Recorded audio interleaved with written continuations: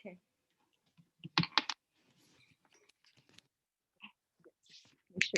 Make sure she's not blocking the Buddha.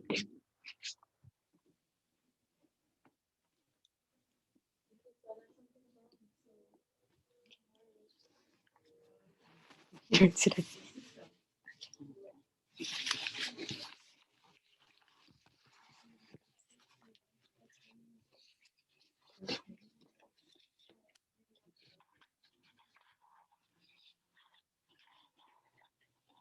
So we're live.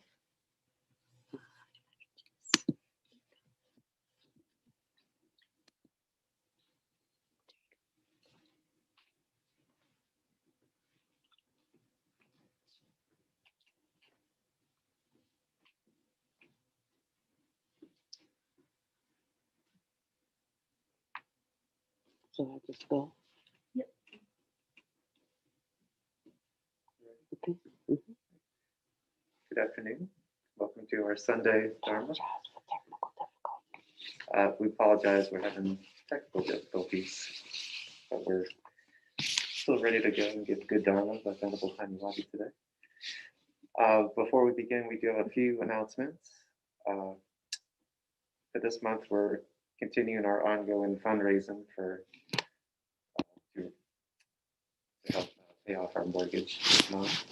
That's going to be matched up to $350,000. So please go to Heartwood Donate and make sure you click on the button near the mortgage payoff fund that we're raising this month.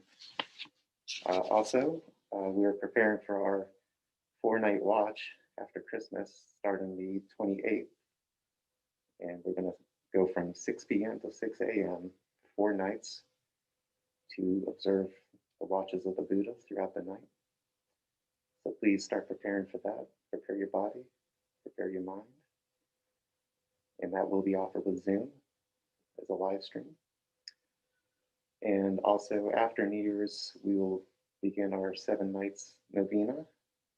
And we are going to accept requests for that, for prayers for your loved ones. And that will be available at prayer@heartwood.org. I'll turn it over for Venerable Taniwadi. Thank you. Thank you, John. So we're so excited about the 4 watches of the night meditations that we're going to be doing. We were discussing it in the community meeting the other day. And usually when we end the community meeting, we have a couple of minutes of silence, but it almost felt like we were caught up in something, caught up in a certain kind of rapture as we were talking about it and talking about how to just prepare our minds for it and the anticipation of it. And it just shows you the power of the mind when it is harnessed and it is directed, and how it can infuse the moment with so much life and so much of a sense of capability and capacity. And so that's why the Buddha talks so much about training, but as adults, we have like a resistance to training unless it's something that's going to help make us more money or get us something more fame or status or something like that. Then we're all for training, signing up for programs for certificates. But when we talk about just developing as a human being to have a capacity to be better, greater, more, to have even more satisfaction, the satisfaction we say we want, but we're not willing to invest in it. And so, and it's important who you hang around, because you hang around with people who see no investment in it, then it also erodes your confidence in it and your sense of interest or a sense that it really has a place or it has meaning in your life. And there's a scripture in the Bible, and I would think about it all the time because like I had several spouses, right? And it talks about not being unequally yoked together with unbelievers, and that sounds like really harsh, like. But in the end, it's not. We're talking about freedom from suffering and it really having the capacity to go as far as we can go in life. And that's why he says, before you hook up with a partner, then make sure that you're equally yoked. And so the times, most of us have missed the times that we needed to get that training, so it's coming after the fact. And we have to learn in the process, how to hold oneself and how to know one's own mind and one's own heart to be the best they can. And because of that, we cause each other a lot of pain and a lot of suffering when we come together, whether we come together as spouses, whether we come together as friends, whether we come in the, like just the normal friendship sense, whether we come together as friends, like in a spiritual community, whenever we come together. If we haven't learned something about our non-separate identities and have not established a pathway leading upward, then when we get into relationships, it creates all our problems. If you look in the world today, these relationships, everything is about relationship. We can call it one thing or another. We can call it politics. We can call it intentional living. You can call it anything you want, but our whole life revolves around relationships. And we bring to a relationship whatever is in us, whatever training or lack thereof we have, whatever understanding or lack thereof we have, we bring that. And so we cause ourselves suffering and we cause each other suffering. What I like about the Buddhist teachings is that he lays out such simple ways that we can like begin to auto correct this, and it seems like it's these ways are so difficult or so hard. Like we want the hard, we don't want the simple. It's like I give it to me. We seem to not respect or honor the simple, and so we often miss the opportunities to step into just the kind of inner security that we are looking for. We're looking for somebody else to give it to us, But he says, no, you better have your own. And so he teaches us how to have our own security in a very insecure world, how to have a friendship, the greatest friendship with ourselves, instead of relying on the friendship I have with another for my happiness. In these ways, we will never find happiness. As I was driving up the into the parking lot today, my mind suddenly went to uh, President Trump's son. And I felt such compassion for him because I wonder, what is he being taught as a child? What lessons is he learning from observing, you know, his father? Uh, and how will those lessons serve him in life as a man? And then I thought about my own life and what lessons I learned from my mother and from my father and from my siblings. How those lessons affected me and who I am and who as a person.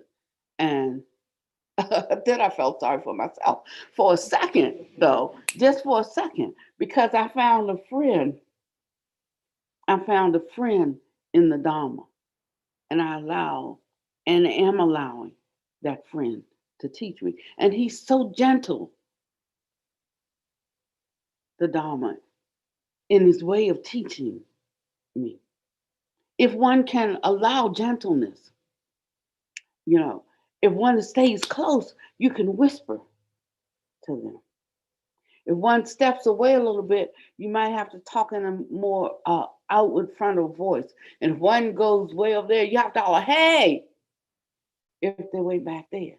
So it depends on how close you stick to the Dharma, as to the way that it will speak to you. So if it feels like it's speaking harsh, maybe you're too far away. You need to come a little closer. So I wanted to talk today, as we're preparing to go into this retreat, there's conditions for being successful when you're doing a retreat like this. It's not like just going and sitting for 12 hours. I'm gonna tell you, that's gonna be a hard taskmaster if you haven't developed your own mind, you know, uh, to be all in, to be all in this. Some people need help just being all in for 30 minutes. Some people need to be help being all in for 5 minutes. And so I was thinking, what could help us be all in? And we look at the Buddha's different teachings, and right away we're talking about like we're gonna sit and we're gonna be mindful, and but the Buddha did a whole lot of training before that night. I mean, the things that happened that night wasn't the result of that night. It was the result of everything he brought to it up to that night. And it's like dropping peas in uh in a scale until finally the scale trips over and drops down from the weight of a pea. And it was one pea that tipped the scale, but it wasn't one pea. That was just the pea that tipped the scale. So what you're bringing to this is the sum total of your engagement with the truth up to this point. And the truth is so multifaceted that we have to look at different aspects of our walk, of our spiritual walk. I'm going to stop calling it practice. A lot of people do good in practice, but it's when the pressure is on, when you get out in the game. Who are you then? What are you then? And that's how one can really know where one is in their in how well they are fulfilling not my goal for you, not somebody else's, not even the Buddha's goal for you, but your own goal for yourself, for your own freedom, for your own liberation, for your own happiness. He said he never tried to force anybody to do anything. That's not his job. I mean, it's not anybody's job. It's something that we take up and we lay down. It's our choice. It's our will. If we're happy with what we have, keep on with that. If you're not happy, then insanity is doing the same things over and over and expecting a different result. It will not happen. And so we suffer. Because we think abandoning suffering is too hard.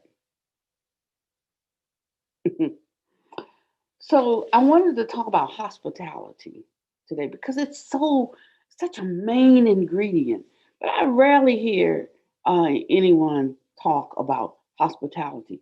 When we go to school, we have a teacher, a classroom, a book, academic study, and we learn things. But we learn things at home too. But we don't call it study, we don't call it practice, we don't call it classroom. We just living.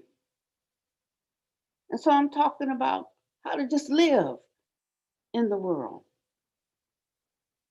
How some things are not going to be able to be developed in an academic setting. And if you approach Dharma, living the spiritual life that way, you will miss it completely.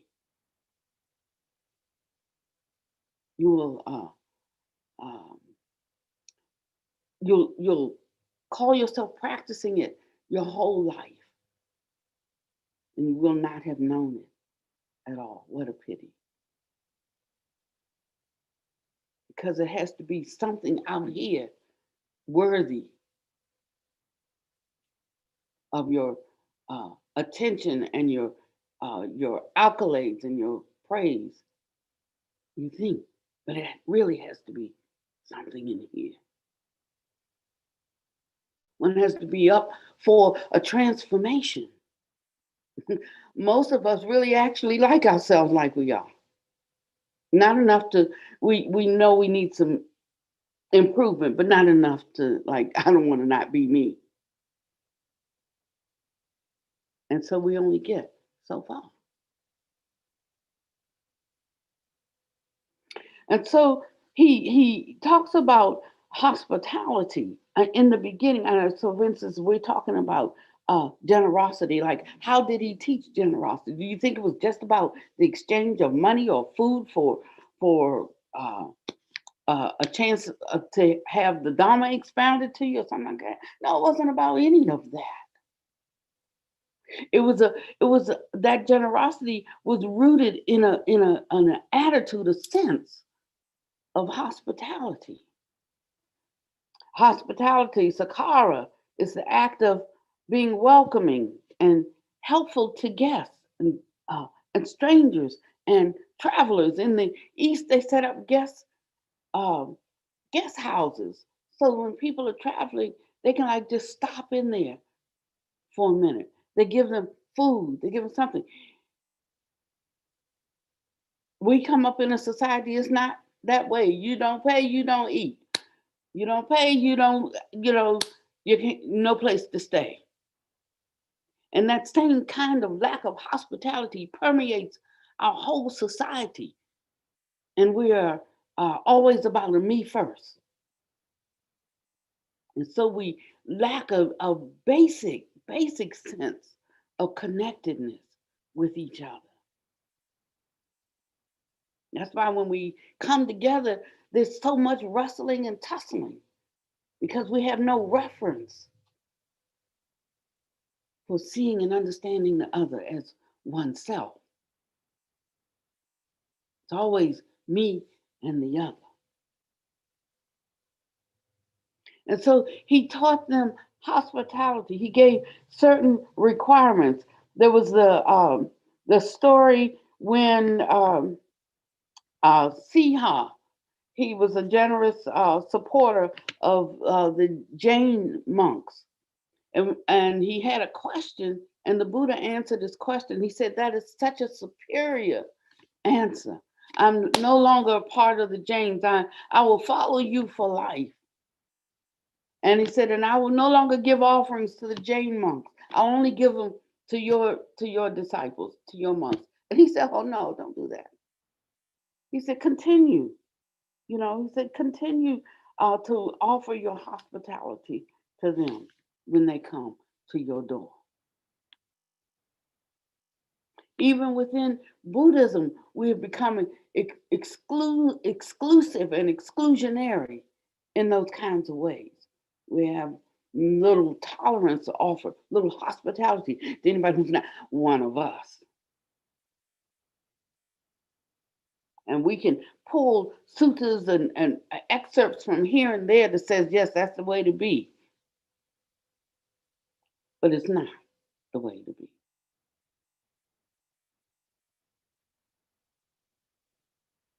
And he said that when one is not hospitable, he said then it is it's a downfall, and you can't really go any further until one has cultivated a heart of hospitality. What I like so much about Sister Clear Grace, she's always saying, so and so is coming for a 3-day self-directed retreat. Welcome them when they come.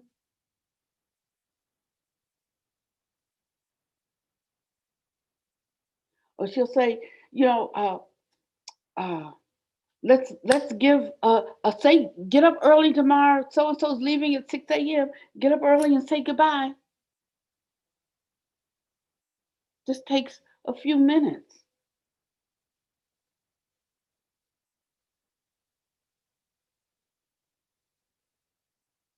What will we give for all of these benefits? To know, to be transformed within our own hearts, and to come to know hospitality from the inside out.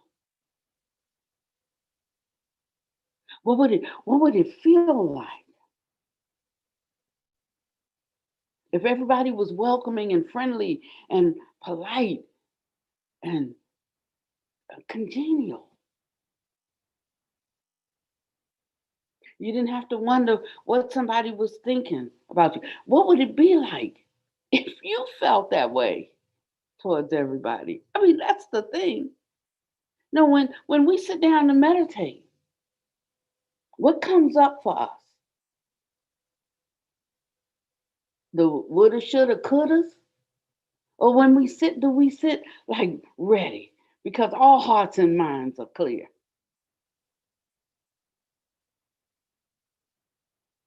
You understand that this is not a fussing, right?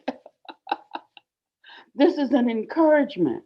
This is letting you know which side, when you go overseas, like they drive on the other side of the road, but you got to be driving on the right side of the road. My son, um, he he did this really fantastic real estate deal when he was a mortgage banker, and he decided he was going to take his friends on a trip to celebrate, and he took um, 4 or 5 of his friends with him, and they leased a what's that car? A Bentley. Now you go overseas driving on the wrong side of the street. Don't rent a Bentley. You know? And he rented a Bentley, and he couldn't drive on the wrong side of the street. And I think he had an accident too. I mean, he can handle it, but it's something about knowing the territory and knowing the terrain and knowing your skillfulness on this road, on this path. He tried to like overnight learn the rules of for traffic, and he's like, oh, he read it. Oh, I got that. And then he headed out there, but it was something different in reading it and getting it, and then actually driving on the wrong side of the street with a car that had the steering wheel on the wrong side of the car.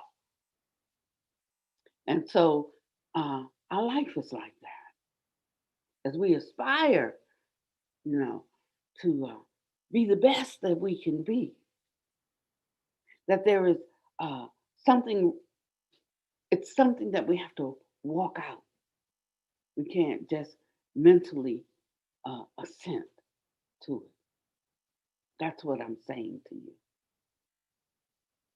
Or we will fool ourselves, and we will will not inherit the prize. If there was no benefit to this, somebody says like, it's not how you, it's not whether you win or lose, it's how you play the game. Maybe in some things, but not in this. We take these little things and we usually use them to justify like wherever we are at the moment. So yes, sometimes it's not about winning or losing, but that's not the conversation today. The conversation today is about winning. It's about inheriting the promise. Otherwise, what are you doing? And what are you doing it for? If there's no benefit, if there's nothing to be gained. But if there is benefit and there is something to be gained, what are you willing to give to inherit it? And that's the question. Just thinking about this. We talked about one of the duties of the layperson was to make the fivefold offering. And that's when we talked about, make requisites for the monks who are in practice and so forth. And the monks are giving their lives in order to, divesting, setting aside some of the same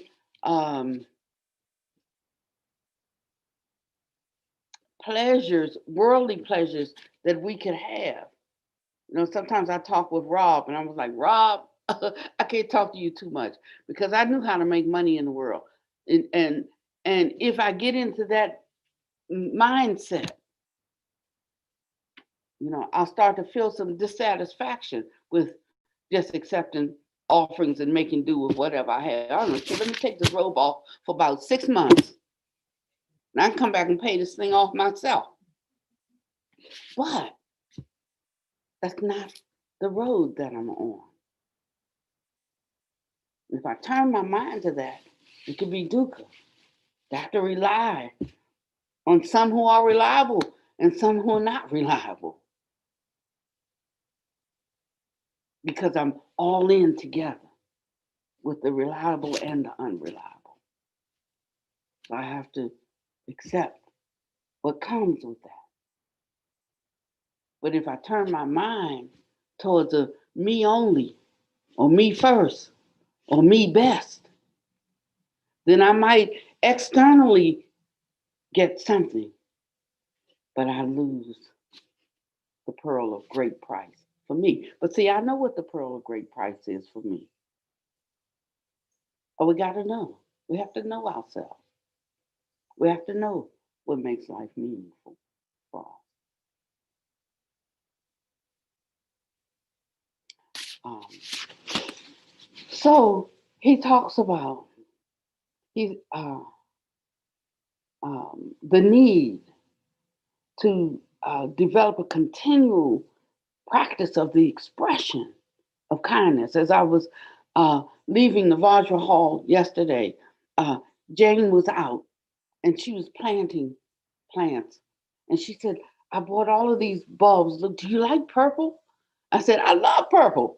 And so she said, well, look, I got all of these because we have this patch of green that grows, but these purples will shoot up in between greens and they actually come up before the hostas come up. So you have something purple blooming here, and then little by little, the hostas will start to come up as the purples die, and then the hostas will be there. And this will be beautiful all the time. And it was just an offering of her own, it gave her happiness. Yeah, it gave me some happiness, but the thing is, it gave her happiness. This is how we seek out our own happiness. Now, I know it's not hard for Jane to be here. I mean, she has in mind a different kind of life, which I'm sure they'll soon be embarking on because they've been here for half a year already. And that's difficult for a couple who have an aspiration, a life that they want to have and children and career. And there's nothing wrong with that. But I also know that there is some seeds being planted that will make that life happier because it's the little things, the little ways that we give up ourselves, that we give ourselves away so that we can be useful. And the self-satisfaction and joy that comes from that.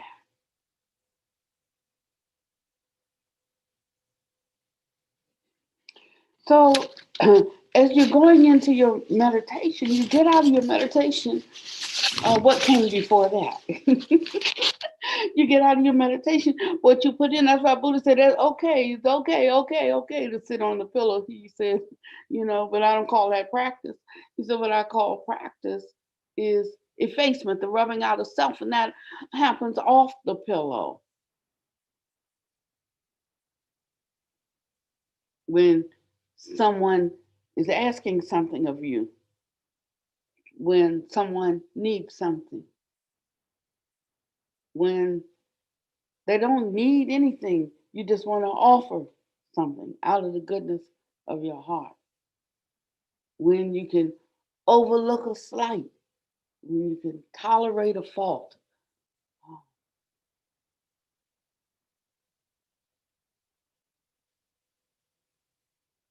I'm so happy we have a person who has suffered a great tragedy in his life. And he came to live at Heartwood. Has it been a year? Yeah, a year. And it's so wonderful because in the beginning he was not accepted. Like, why is he here? He's not one of us. He's not studying Buddhism, but he was one of those travelers. Except he stopped traveling. He didn't put down boots, and he's here. He's here. knows that he's loved and also loving. I look and I notice the actions of different ones. Like Bill, when Bill runs out, it was like, where Bill going on his bike? You know, we gotta stay, we gotta isolate. But everybody in here goes to the store. Where Bill going on his bike? But when Bill comes back on his bike, outside your door, there's a pair of shoes. Outside your door, there's a can of cat food. Outside your door. He when he went, he thought about somebody. And that's what lets you know what a person is transforming into. What about you? I don't even do that. And it touches deeply.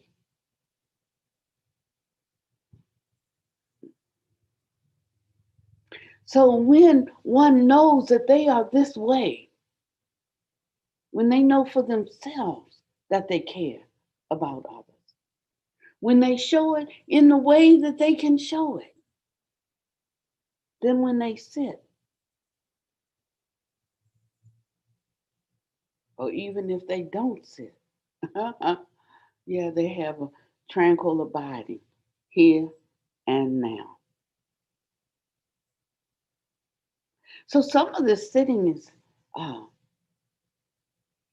designed to do a certain thing for us.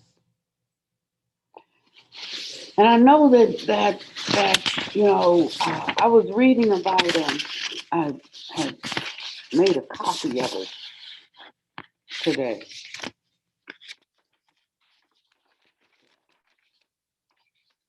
And it was talking about meditation and mindfulness training programs. And there was one that was developed by an engineer named Chad Meng Tong at Google, you know. And all of these conferences that sprung up, and Wisdom 2.0 for business and tech leaders, and and it promised the attendees insights on how meditation can be used to augment individual performance, leadership, and productivity. And it became a big moneymaker. And we started more and more shifting our emphasis on mindfulness. Yeah, towards uh, business, big business, money making. And all this is good. And if you stop to think about it, though, there's a disconnect between perfectly commendable pursuit of using these benefits in these kinds of ways, but it's a diversion of how uh, meditation was originally intended. Gaining competitive advantage on exams and increasing creativity in the business world, or how to be a better soldier. These things weren't of the utmost concern to the Buddha and the other early meditators of his day.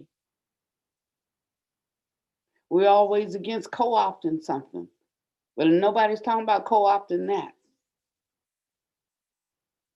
I mean, I'm just saying.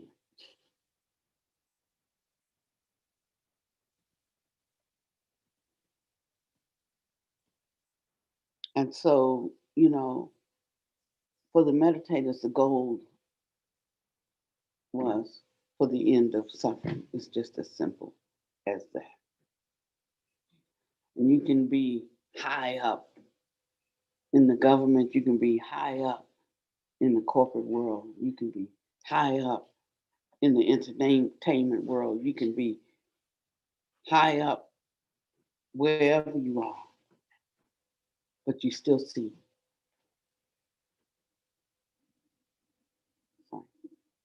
But you still see how much they suffer. I just read, I think it was 2 weeks ago, I forget his name, but he created mm, I forget something technical, some technical app out here, and he sold it to I think Google bought it for almost $1 billion. The guy was young, and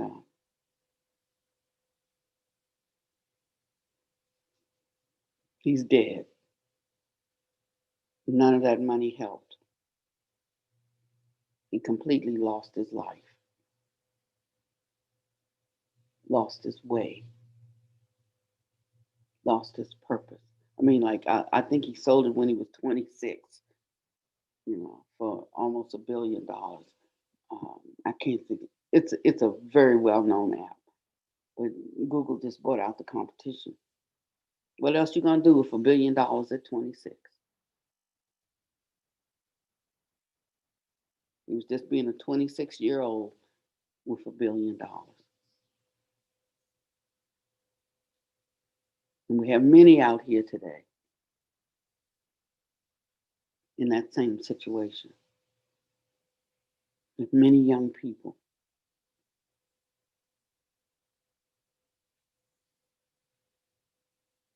Brain smart, spiritually dumb. And we can't help them because we are too.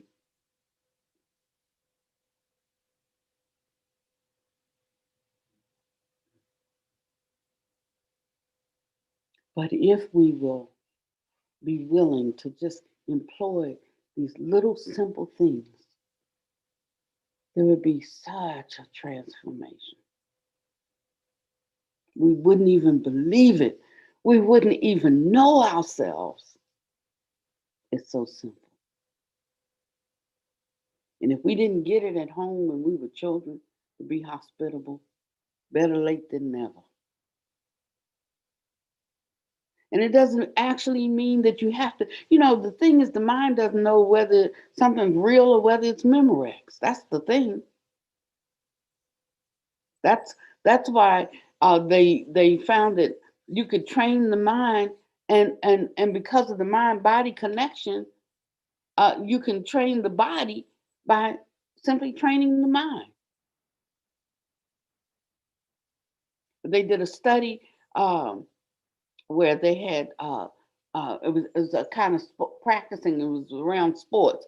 See, the three shot, I think it was, and some people practice shooting for the 3 point, and others just imagined. And when they did the check, the ones who just imagined practicing did as well as the ones who actually practiced. This COVID thing is showing us something. It's expanding our understanding of how things really work. For instance, they have all of these kinds of trainings online. Like I'm enrolled in one of them myself, and uh, and he was talking about like playing the piano and without the piano, and just getting the memory into the fingers and the intervals into the fingers, and how people are, instead of spending 8 years perfecting, they're spending 1 year. Everything's accelerating, moving faster in this world. Are you? Are you still like a dinosaur? My father told me once, he was born in 1899, and yeah, I'm old. And he said to me one day, he said, "Baby," he said, I've seen enough." He said, "In my lifetime, we've gone from horse and buggy to a man on the moon."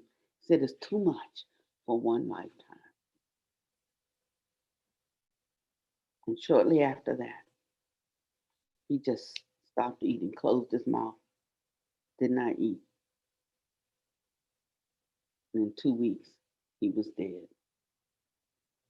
He said, "Enough. Life is accelerating like that." So shouldn't it also be accelerating in a spiritual sense? Should we be going retrograde? Those of us who feel that there is any value in goodness, shouldn't we be exponentially expanding too? What's wrong with us? Bad folks are good at being bad. How good can we be at being good, wholesome? I'm in it to win it. That's the truth.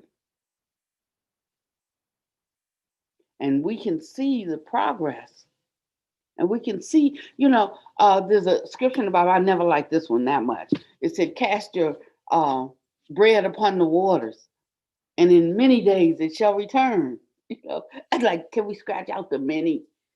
Cast your bread upon the water, the return. I mean, that's just a law of nature, really, sowing and reaping. That's a law of nature, cause and effect. So you don't have to feel selfish or think of it in a selfish way. That's just like a duh. I know something. So look at what's coming back. If it's not what you want coming back, then it's either two things. You have to cast something different to come back, or you got to wait. You have to develop some patience because cause and effect is true. So when one knows that they are casting out a good fruit, even when they're undergoing a hardship, they can relax in the knowledge of the truth of cause and effect, and that will come back, maybe in many days, but it will come back. So we sometimes say we do things and we do it without any sense of self and without looking for anything in return. And yes, that is the attitude that we have to have. But the truth is, everything we do for ourselves because of the law of cause and effect. And that's just it. So when somebody comes and starts ticking off the list of I do this, I do this, I do this, or even if my own mind starts to tick off a list, I do this, I do this, I do this, then right behind that, if that rises up, that's called subduing arisen unwholesome mental states. Right behind that comes everything you do, Panya, why do you do for yourself? Because of the law of cause and effect. So see, nobody owes us anything. But we owe it to ourselves to give our all. And it brings about a certain sweetness in the mind and a certain joy even when times are tough, and a certain confidence that one can get through anything. We can survive anything. And even if we went out of this life in the world to come. Some say, well, I believe only got the here and now. That's fine. Hope you're right.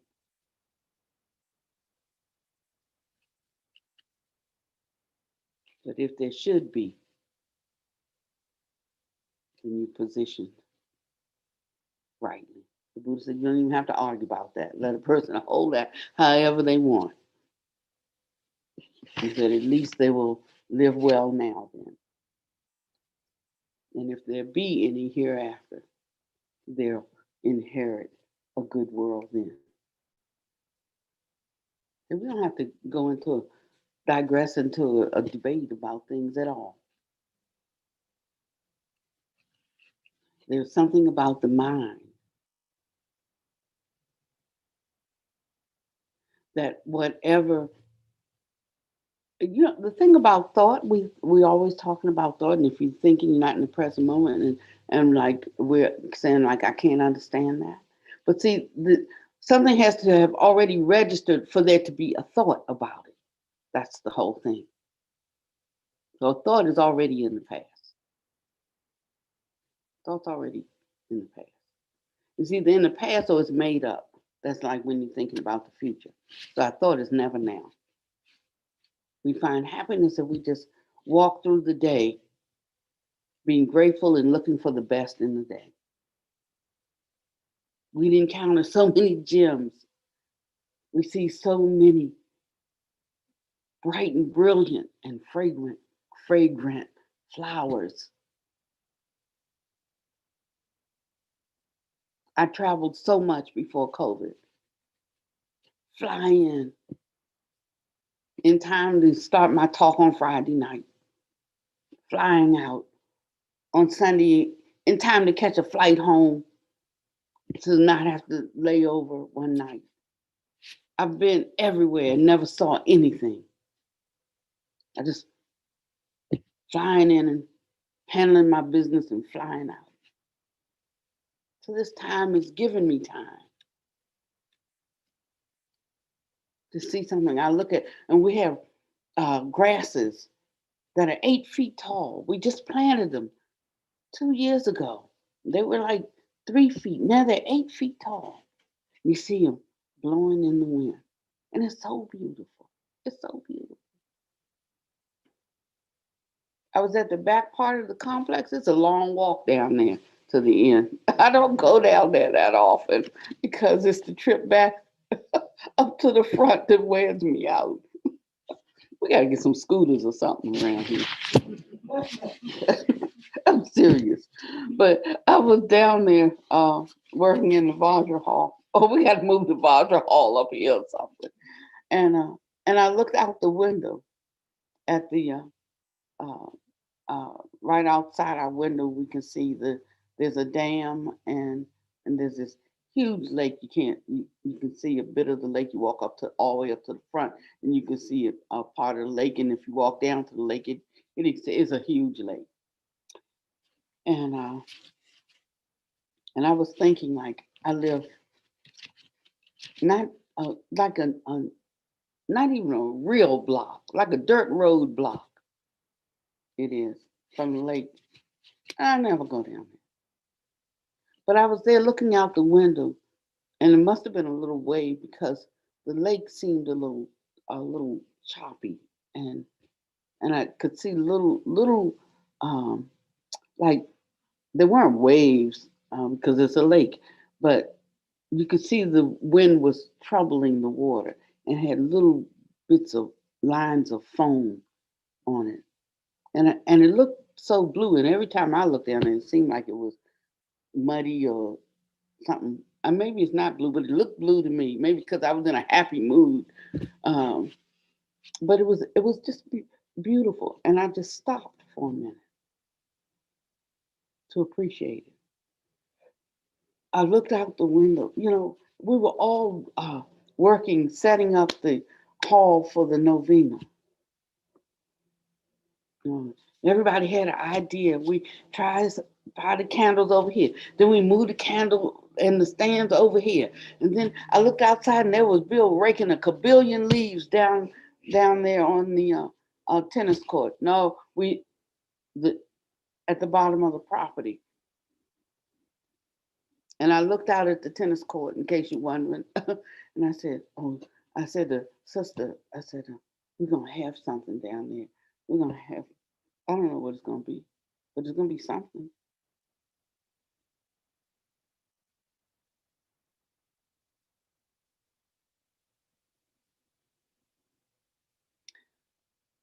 And so life takes on a different look. It takes on a different feel.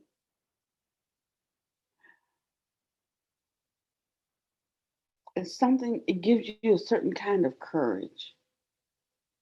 It gives you, and courage, um, uh, for courage to display itself, there has to be a need. You know, You don't need courage to do anything that's easy to do. That's what I'm saying.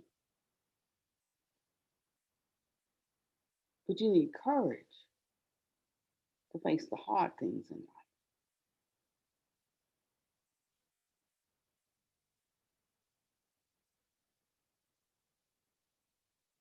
And so when you approach something this week that's like a trial for you, instead of capitulating and becoming a whiner baby, you know, or instead of acting out, throwing a temper tantrum. These are all things children do, They whine and they throw hissy fits. Why don't we just look and say, oh, this is an opportunity for me to develop my courage. And once we say it to the mind is like, yeah, yeah, yeah, yeah, yeah, yeah. Whatever we say to the mind, it says, yeah, yeah, yeah, yeah, yeah, yeah. It's true. Science proves it. Don't take the Buddha's word for it.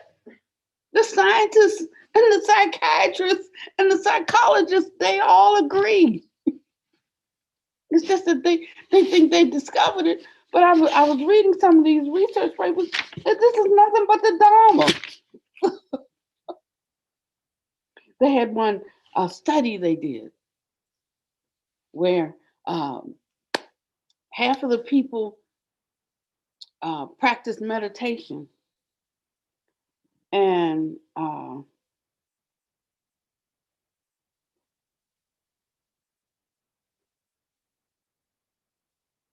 let me get it. I want to get it right.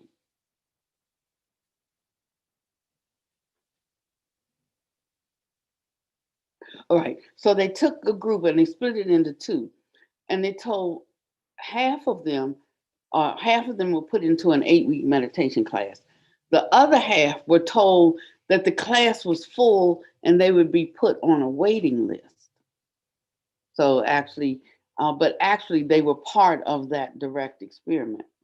And so when after the 8 weeks, they had them come into the lab, and they would put 2 people in, and then 3 people in, and then 4 people in for different segments.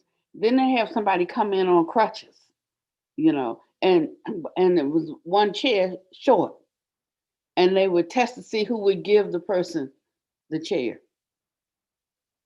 And what they found was that of the people who had not taken the 8-week meditation training, that only 16% of them offered the chair.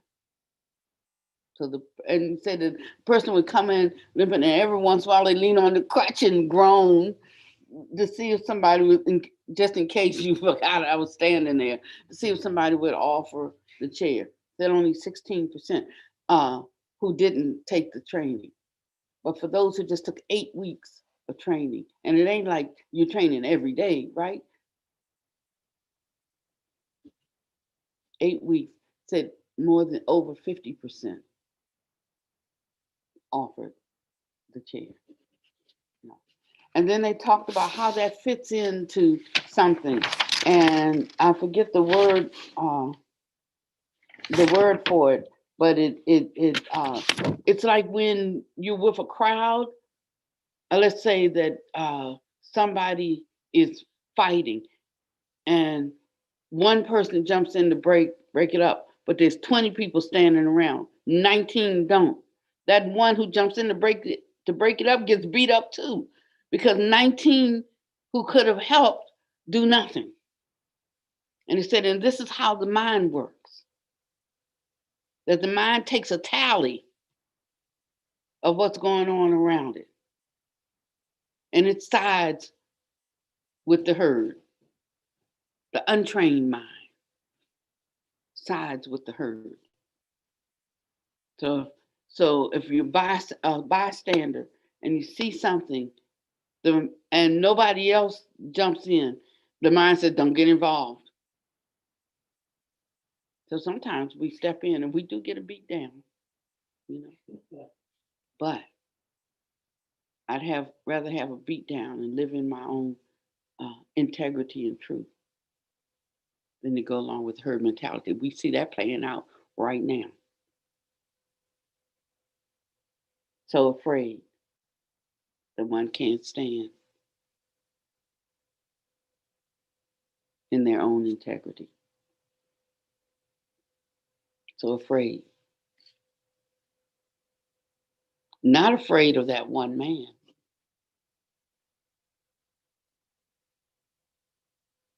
but afraid of all the other bystanders.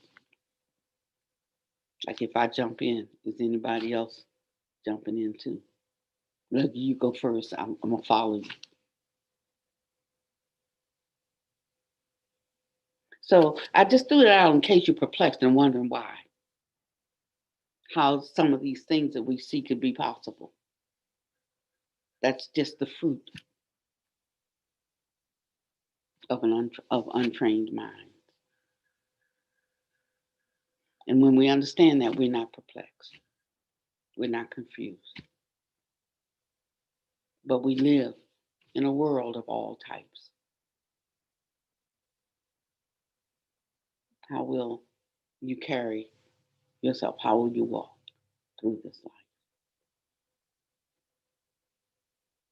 I'd rather walk through with my integrity and my joy if I never win a dog fight.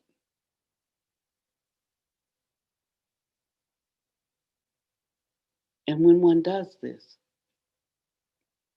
he said that one is then in a place, because that's just ordinary truth, you know. I mean, that ain't even high on the Richter scale. But if one has become settled and solid in these kinds of things, on this level, then more awaits. We want the more, but we don't want to pay for it. And it does cost something. What are you willing to give for all these benefits? As you go into your practice this week,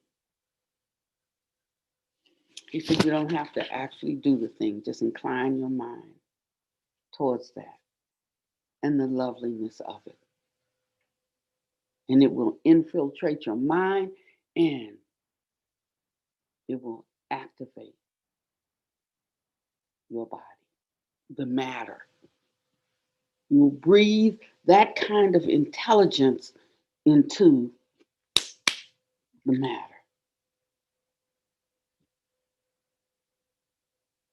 Then it won't walk like a duck and bark like a dog. It's like walk like a duck, quack like a duck. Must be a duck. We will be in correspondence, in thought, in speech, and in heart. And this is our reasonable service. This is what we offer to the world, which we are a part, yet seeing no differentiation. That's why Tokum is my sister as much as my blood sister. Perhaps even more than my blood sister. I'm not with my blood sister, I'm here with Tokum. Because there's a certain resonance on a certain frequency.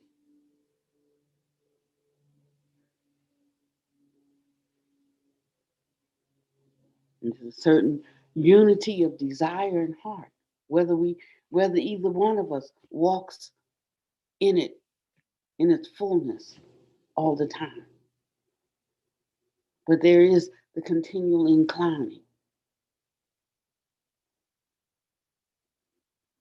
In spite of mistakes, until one comes to the fullness of the measure of the stature of an awakened one.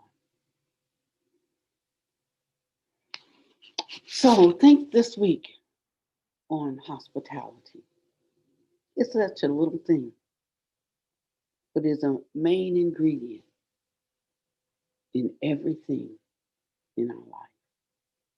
That it can be as simple as thinking a good thought about a person. That's how we get tough. Nobody bothers me. When my mind goes to that one,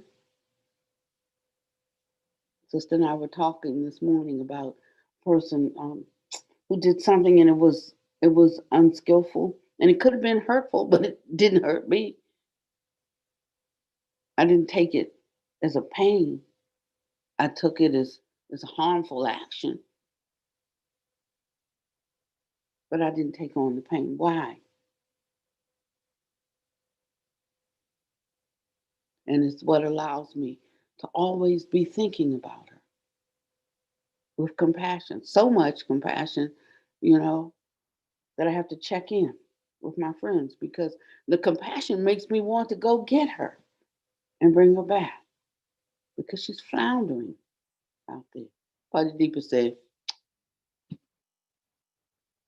let that be.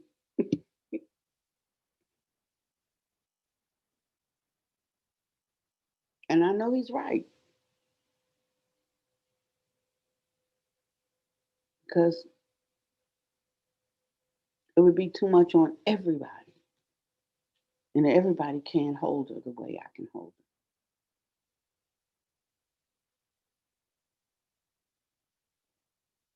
So when we think of hospitality and think of generosity towards others, think of thoughtfulness, think of how you would want people to relate to you. I would hate it if I was with someone in relationship and they told me the day before they left me they were leaving.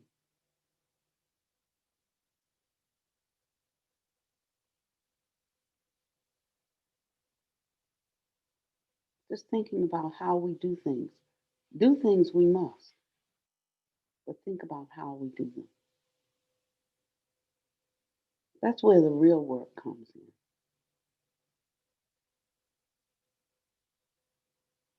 Treating others like you want to be treated. Any action, any speech, any thought. Could we say if roles were reversed?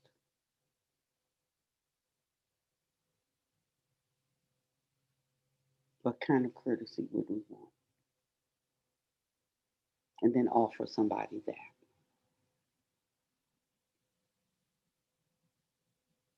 And if we missed it before, don't miss it again.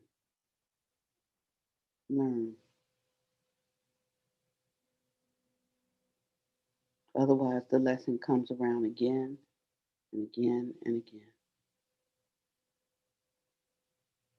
There's some things I'm so tired of suffering that I've just abandoned. There's some others I'm looking at really hard.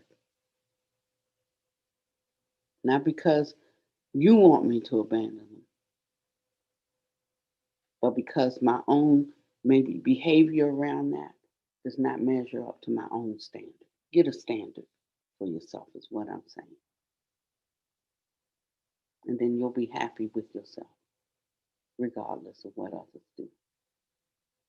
You honestly will. And it's such a freedom. And it also allows you to speak. Um, there's someone walking up there. I think it's Miss Live Next Door. I'm sorry, I can't. Miss Evelyn. And Rob, could you go check on her for me? Thank you. And if you do, you'll be happy with your life. I think that's all I want to share today. And how many of you have heard of Muji?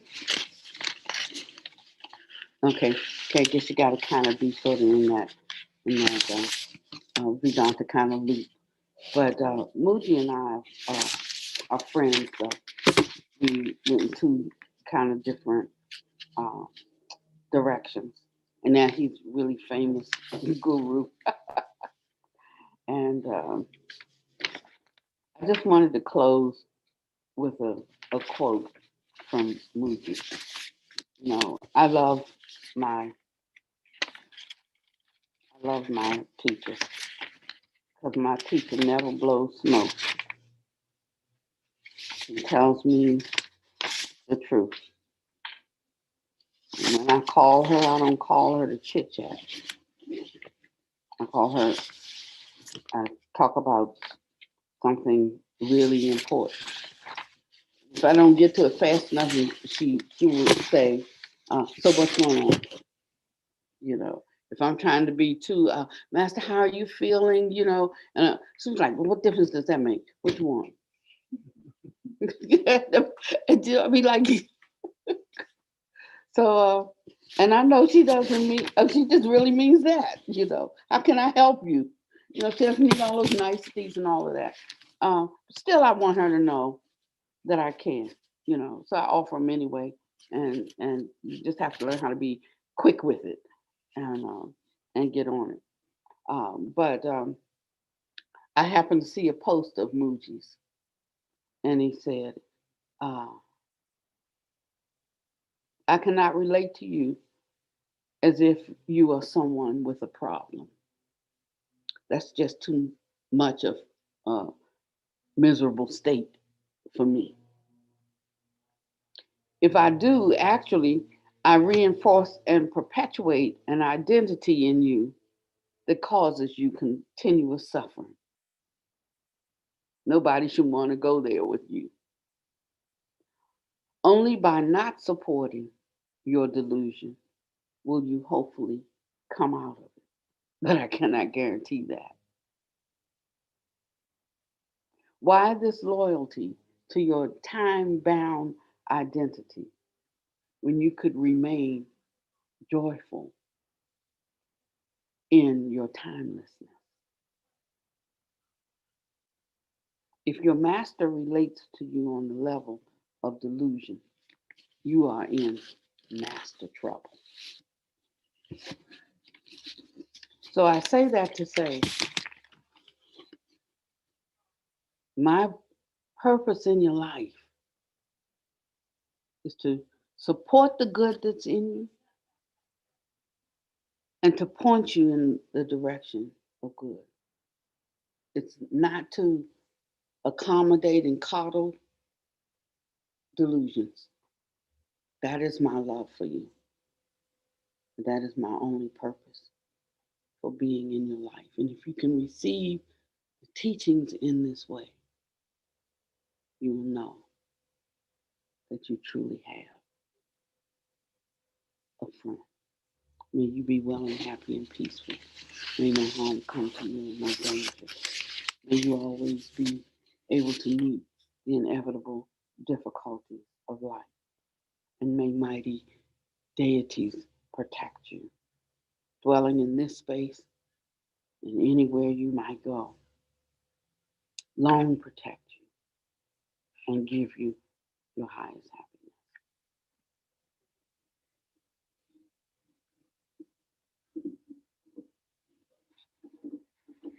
I'm gonna break all of my. Turn